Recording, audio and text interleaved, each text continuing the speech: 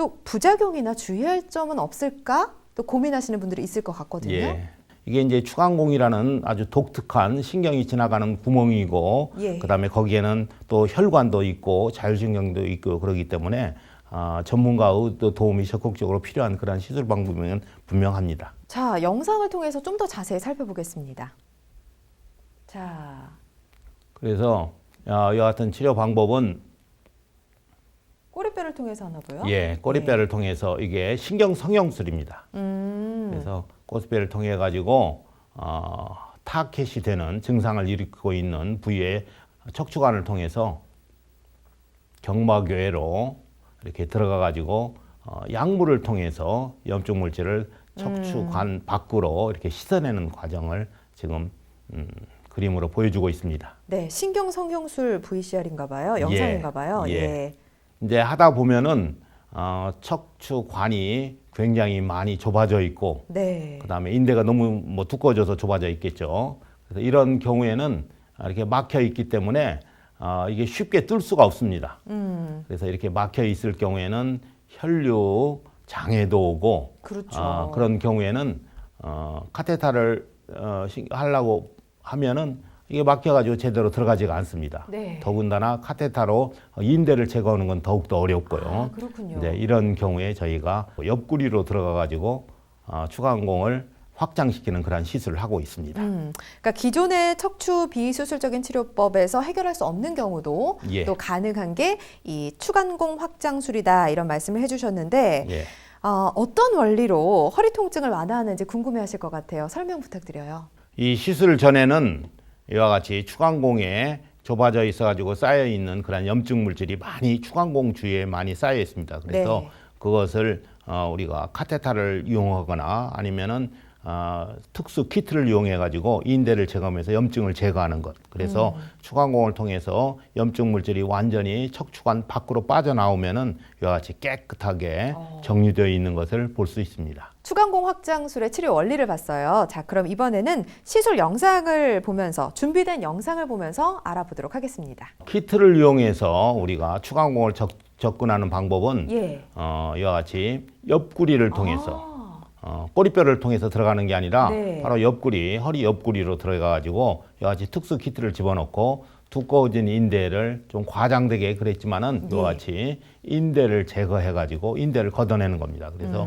신경이 지나가는 척추관을 넓혀주는 그런 그림입니다. 네. 그러고 난 다음에 우리가 카테타를 집어넣어가지고 보면은 이 카테타가 잘 여유 있게 경막 외곽에서 있고, 그다음에 염증 치료를 해보면은 약물이 척추관 밖으로 빠져나가는 것을 볼 수 있습니다. 그래서 여러 가지 협착된 부위의 염증 물질을 깨끗하게 제거하는 그러한 치료 방법입니다. 염증이 쌓이면서 추간공이 좁아져 있었는데 특수 카테터를 이용해서 이제 넓혀줬으니까 좀 편해질 것 같다라는 생각이 들거든요. 예. 실제 시술 후 비교적 예후가 좋았던 치료 사례를 볼까요? 예, 협착증하고 디스크가 터져 있는 아이고. 튀어나온 것이 동반되어 있는 환자입니다. 네. 그래서 이와 같이 이제 우리가 척추관 협착증, 디스크병 이렇게 나누고는 있지만은 직접 임상에서 보면은 이와 같이 혼합되어 있는 환자들이 상당히 많이 있습니다. 네네. 이 경우에도 마찬가지로 디스크 간격이 굉장히 좁아져 있고,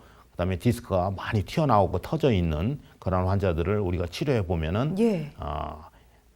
이렇게 디스크가 터져 있는 것이 완전히 흡수된 것을 확인할 수 있습니다. 네, 디스크도 치료하셨고 또 척추관 협착증도 치료하셨고요. 예. 네, 남자분이시네요. 예, 이분은 남자분인데 이분의 경우에는 디스크가 튀어나오고 다발성으로, 요즘에는 이제 남자분들도 네. 젊은 남자들도 일을 많이 하고 그런 경우에는 이렇게 디스크가 닳아가지고 튀어나온 경우가 있는데, 네네. 이런 것도 치료를 하면은 한 1년 후에 MR을 찍어보면은 이와 같이 쑥 들어가 있는 것을 우리가 확인할 수 있습니다. 어떤 환자에게 추간공 확장술을 권유하고 계신가요? 기존의 시술을 받았거나 그 다음에 어느 정도 좋아졌다가 다시 재발하는 그런 환자들이 우리 추간공 확장술로 그러한 중요한 대상이 됩니다. 네. 그리고 아까도 말씀드렸지만은 단순한 척추관 협착증이 아니라 추간공 협착을 동반하는 그러한 척추관 협착증 환자들, 네. 고령이라든지 만성 환자들, 이래가지고 수술을 하기로 했는데 네. 뭔가 검사를 해보니까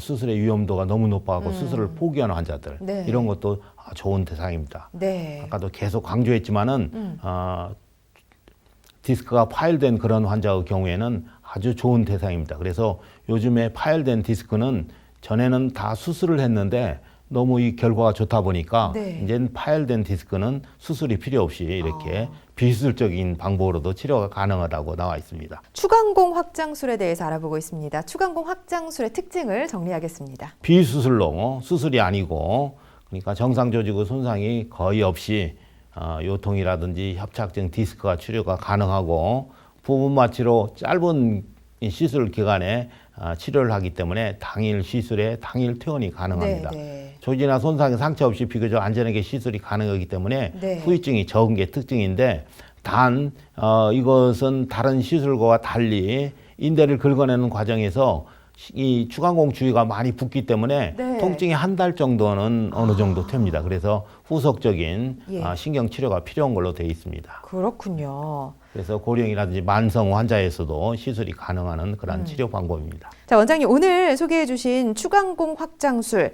다리 통증도 완화할 수 있다고요? 예. 예. 협착증의 증상을 어느 정도는 가지고 계셨습니다. 네. 그러다가 갑작스럽게 골프를 치다가 네. 허리를 좀 스윙하다가 심한 통증이 왔어요.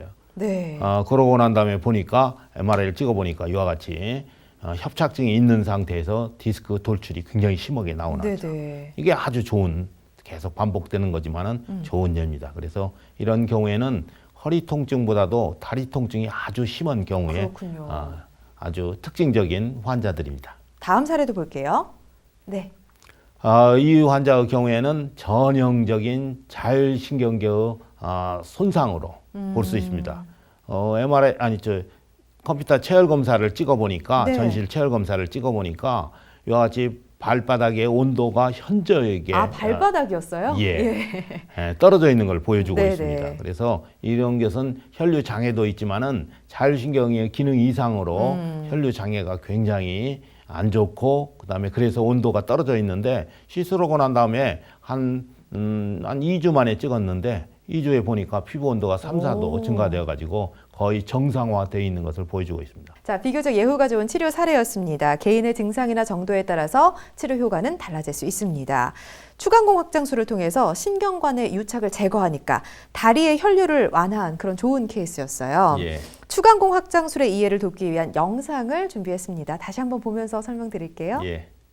두꺼워진 인대를 이와 같이 특수 키트를 이용해서 인대를 긁어내 가지고 제거하면서 네. 추간공을 넓혀주는 그러한 시술 방법입니다. 네, 그렇군요. 그러면 신경근이 눌려 있는 것이 감압되고 네. 그뿐만 아니라 이와 같이 그쪽으로는 혈관, 동맥과 정맥이 지나가는 혈관이 척추로 가는 혈관이 들어가는데 그 혈관도 눌려 있던 혈관이 다시 감압 효과에 의해서 다시 혈류 개선 효과도 동시에 얻을 수 있는 그러한 치료 방법입니다. 그렇군요. 그래서 염증 치료와 더불어 이와 같이 신경근 감압 효과, 혈류 개선 효과를 같이 더불어 얻을 수 있습니다.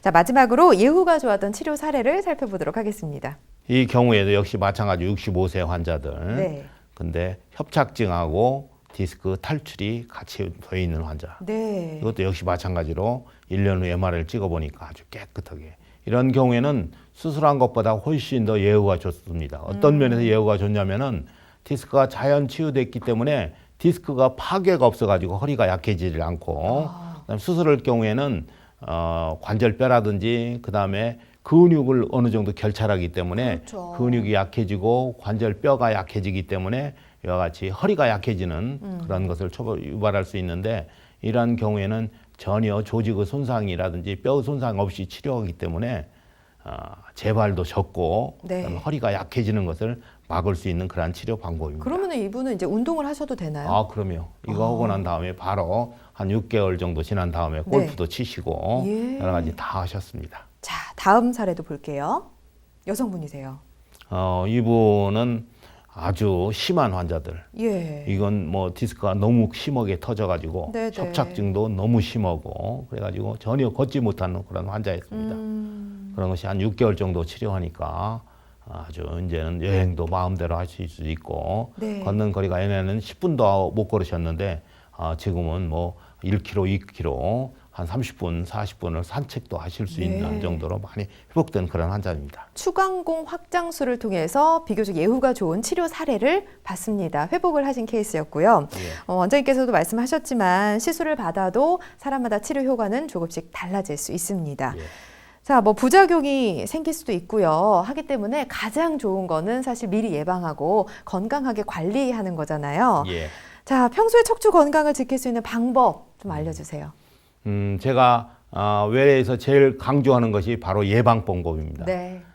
우리가 추간공 확장술을 했다 하더라도 이것은 척추관 협착증은 정지된 병이 아니라 계속 진행형입니다. 아, 그렇군요. 그래서 또 치료하면은 또 몇 년 지나면은 다시 협착이 다시 진행되고 다시 막히고 그러기 때문에 어떻게든지 한번 좋아지면은 진행을 막아야 되는 게 굉장히 중요한 예방법이거든요. 네. 그래서 그 방법 중에 하나가 바로 네. 허리 근력을 강화하는 방법입니다. 어떻게 해요? 여성분들도 이 운동을 하면은 허리 뱃살이라든지 네. 옆에 있는 살이 굉장히 살찌는 것을 싫어하잖아요. 네, 다들. 네. 그게 없어지는 바로 코아 운동이라는데 네. 옆으로 누워가지고 옆으로 누워서? 가지고 다리라고 생각하면 네. 다리를 들었다 놨다 이 운동을 반복으로 하시면은 네. 아주 좋은 운동입니다. 저도 척추관 협착증이 있는 그런 환자거든요. 그래서 정말요? 4년 전에 이 시술을 받고 그다음에 4년 동안 이 운동을 매일 하루에 10분씩 10분씩이요? 아침 저녁으로 네. 한 20분만 투자를 하시면은 아주 좋습니다. 그래서 지금 왕성하게 일도 하고 시술도 매일매일 반복적으로 하고 있는데 이 그 운동 방법이 가장 좋은 예방법으로 제가 4년 동안 직접 직접 그렇게, 경험하셨어요. 경험을 했습니다. 그래서 네. 이 운동법이 아주 집에서 그냥 간단하게 할 수 있고 준비가 필요 없고 네. 그냥 입고 있는 복장 그대로 잠자리에서 일어나 가지고 거실에 매트리스 깔고 바로 누워가지고 옆으로 누워서 다리를 올렸다 내렸다. 한쪽 하다가 또 힘들면은 반대편 하시고. 그래서 이 운동이 아주 좋은 그런 치료 방법으로 직접 제가 체험하고 추천드립니다. 옆구리 운동일 것 같은데 예. 허리도 이제 강화시키는 거군요. 그렇죠. 옆구리 운동. 바로 이와 같이 네. 허리를 잡아주고 있는 이런 운동을 코어 운동이라고 그러는데 이 코어 근육을 발전시키는 그러한 운동 방법입니다. 네, 오늘부터 꼭 실천하시면서 운동하시기 바랍니다.